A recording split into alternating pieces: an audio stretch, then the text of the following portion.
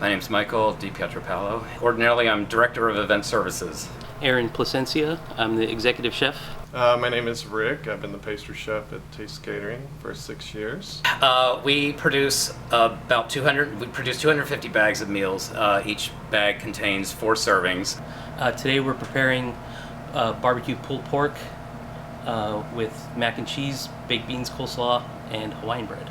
Today we are actually cutting brownies. We have this big facility that we were able to mobilize, and through the graciousness of our donors, we were able to really make an impact. Obviously, we're doing this to help people, so. I'm just so proud that we began doing this from day one. It feels really good to do something meaningful for the community. I really do enjoy helping people I know who appreciate it and need it. It's a great feeling.